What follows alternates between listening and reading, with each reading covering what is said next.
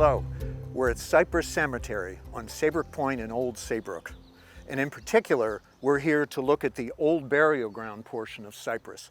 The old burial ground was laid out in 1635 along with the Saybrook colony.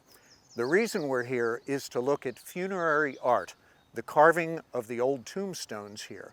Some of the earliest American colonial artists have examples of their tombstones here, and it was these tombstone carvers and the art that they produced which were the reason for this cemetery being placed on the National Register of Historic Places. So let's go take a look at some of the funerary art, and we'll see why basically this is an open-air museum of artwork that anyone can come and look at. This is the grave of probably the best known person buried in Cypress, and that would be Lady Alice Fenwick. She died in 1645 after the birth of a second child and was buried down on Tomb Hill, which is down closer to the river. So for about 35 years, she didn't have a tombstone on her site because we have information that shows that this stone was carved about 1679. It's the oldest stone in the cemetery, but not original to the cemetery because for years it existed down there at Tomb Hill. A really great example of funerary art can be found in the Lim family plot. So let's take a look.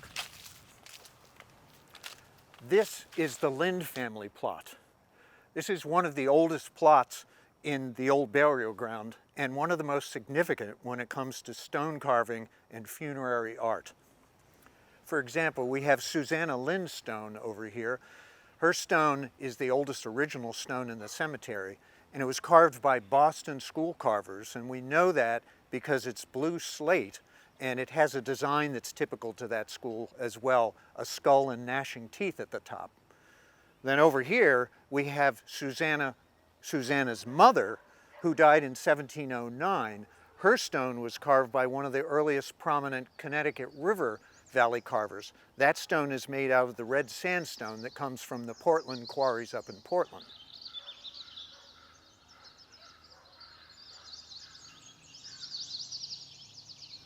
Young Susanna Lind's stone was carved in the Boston school.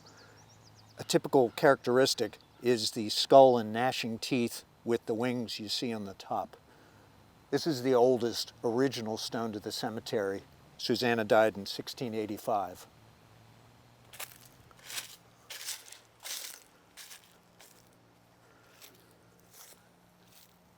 The main characteristic with a James Stancliffe stone is the use of all capital letters, and they go from one end to the other, and there are no decorations of any kind. You also see things like dots between words, and sometimes you see canopies over the capital A's.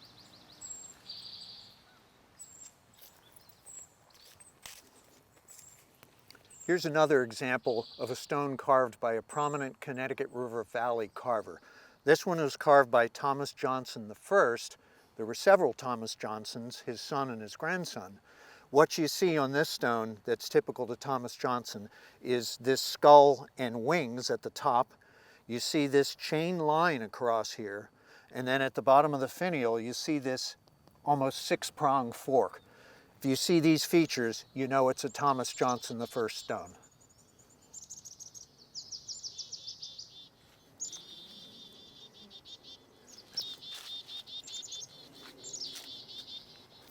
This stone is really unique. This is another great example of the Boston School of Carving.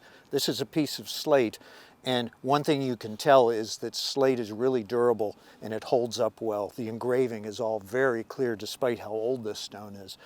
This is unique because this is a Willard stone for three different sons, Elisha, who all died very young. So essentially, this is three tombstones in one, so you can see three arches with the skulls and gnashing teeth. Here are two more stones from the Connecticut River Valley carvers. This is likely a stone carved by William Stancliffe and one by James Stancliffe Jr., the children of James Stancliffe.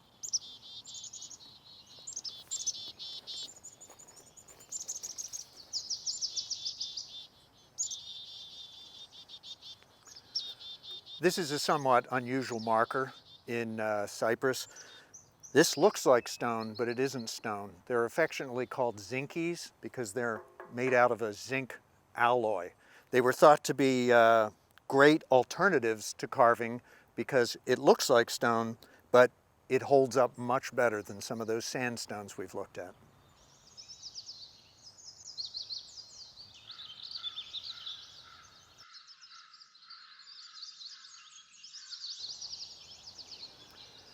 This is the tombstone of Annie Ingraham, who died in 1865. She was 18 years old. In terms of funerary art and symbolism, this cross on the top, as you can see, is composed of two crossing logs. This symbolizes a life cut short. And in this case, we have a number of these obelisks in Cypress Cemetery and in the old burial ground. These obelisks are often used to show prominence. The people buried are very prominent.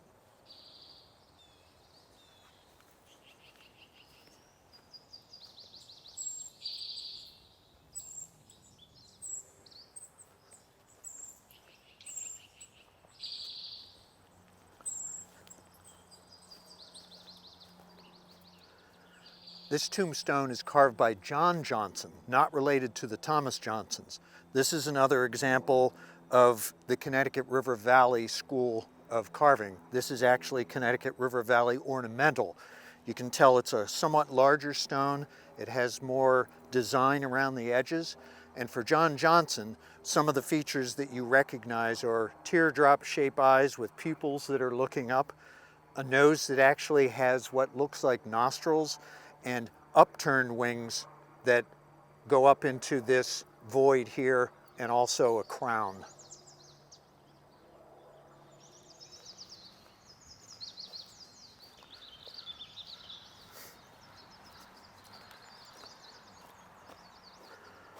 This is the tombstone of Milo Dolph, a 6-year-old who died in 1806.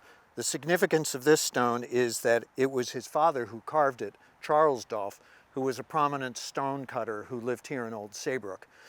One of the significant things about this stone is that Charles Dolph started to move away from the skulls and faces and wings, and he started to use these ornamental carvings, in this case an urn and some trees leaves. So Charles Dolph kind of bridged the design gap between the older style and a newer Victorian style.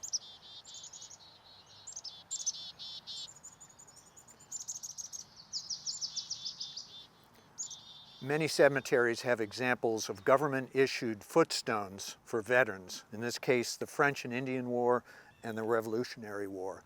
Cypress has many examples of these footstones, many for earlier wars that America fought in its history.